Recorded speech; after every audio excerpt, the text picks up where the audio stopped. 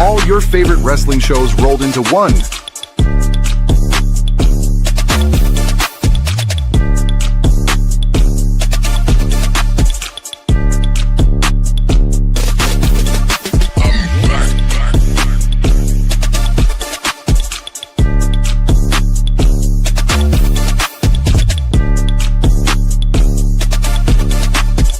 Welcome to the We Book It podcast. Let's start the show. And just like that, we are back, baby. What's going on, everybody? It is the Who's Next with NXT. I am your host, Virgil, here with another edition of Who's Next at NXT, guys. And the NXT landscape has shifted considerably in the wake of the Great American Bash. And now the build-up begins to, personally, one of my favorites. We're building towards Heat Wave on August 30th. Guys, Kendal Grey will face her first test as NXT Women's Champion when she defends against Natty, a formidable force from WWE's main roster with a long list of accolades to her credit. A win over the multi-time champion would go a long way in establishing her as the new female face of NXT.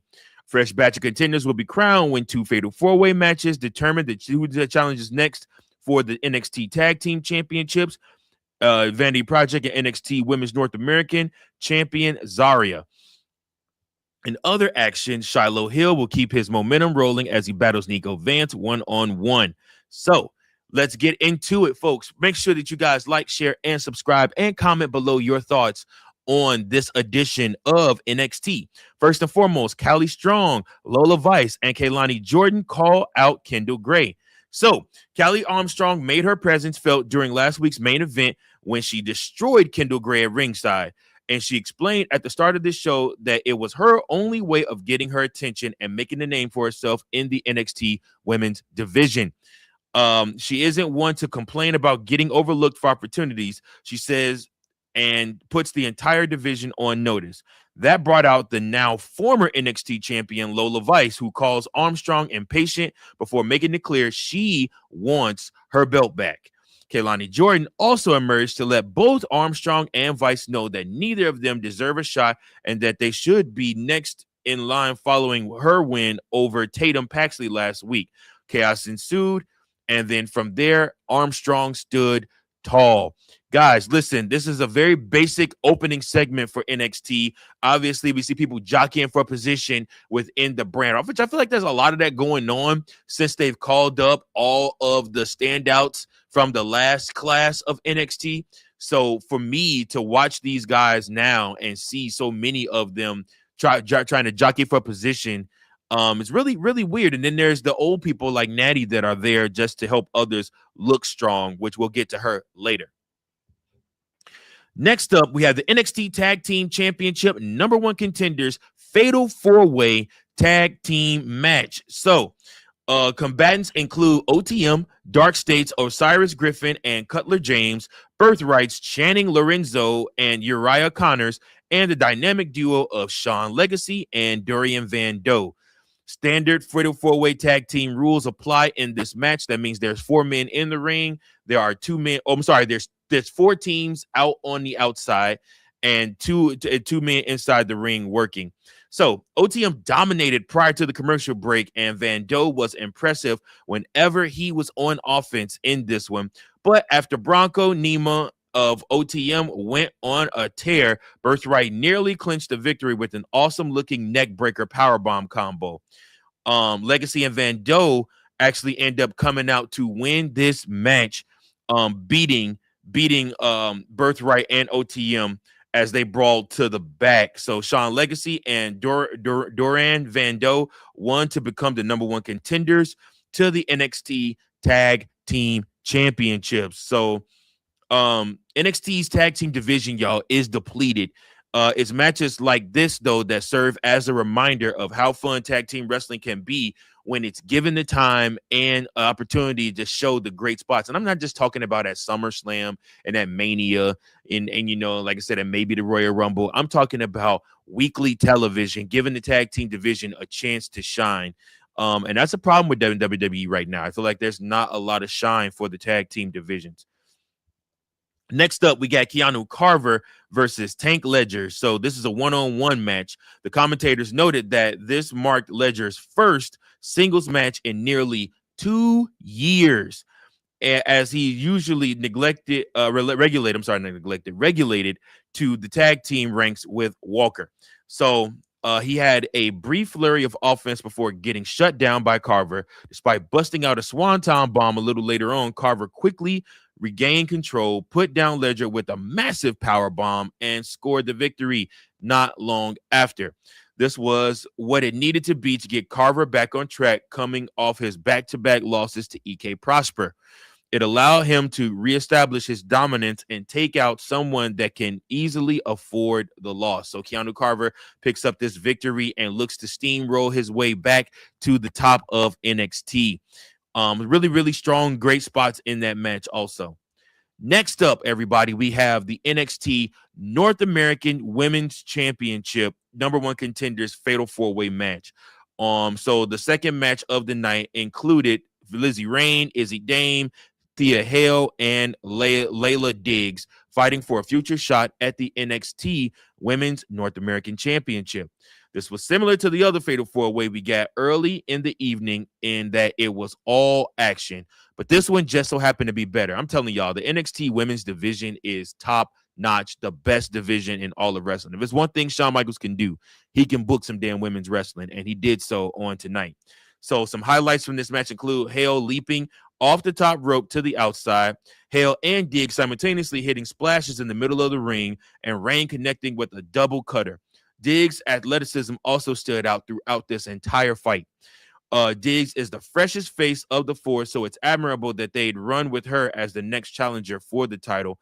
Of course, she won't stand a chance against Zarya when the gold is on the grabs, but it will give her another opportunity to showcase her skills against a notable name on one-on-one. So, like I said, Layla Diggs will challenge Zarya for the NXT Women's North American Championship. I don't know if that'll be a heat wave or if it'll be after. We'll have to see.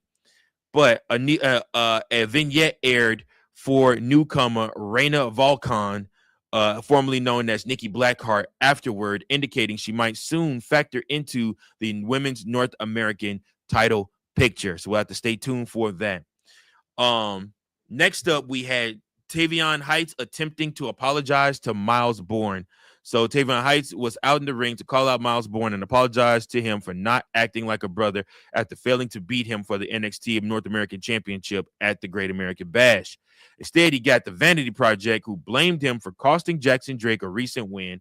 Drake told Heights he would have gotten the job done against Bourne had it been him in there and not Heights. As you'd expect, Vanity Project started beating down on Heights before Bourne made the save. This felt like where Heights might finally turn on Bourne, but evidently not yet. They stood tall together as the segment came to an end. Y'all, this segment has been going on for so long between these two, and you know that boom is going to come where he probably is going to end up costing Miles Bourne the North American Championship. It's just all a matter of when it's going to happen. Could it happen at Heat Wave?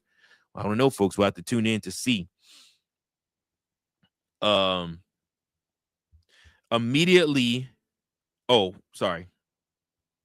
after that, we had Shiloh Hill versus Niko Vance. So Shiloh Hill is riding a wave of momentum coming off his big win over Tristan Angels at the Great American Bash. That appeared to be the payoff to their program, or so it seemed. Meanwhile, Vance came into this contest looking to establish some credibility for himself after he and Izzy Dame betrayed Shawn Spears to oust him from the culling.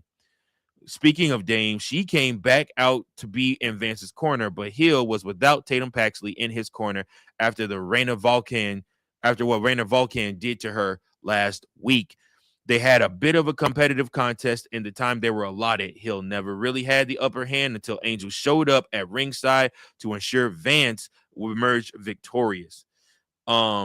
Post-match, Shawn Spears laid out Vance with a chair, a nice callback to his chairman gimmick in AEW.